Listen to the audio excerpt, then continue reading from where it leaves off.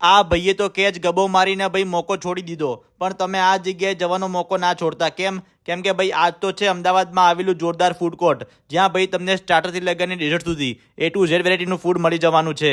અને વેરાયટી એટલી બધી છે ને બોસ કે 2 ટેબલ ભેગા કરી દે તો પણ વેરાયટી ઓછી ના પડી. અહીંયા તમને ભાઈ બધી જ ફૂડની ફેમસ બ્રાન્ડનું ફૂડ મળી જવાનું છે.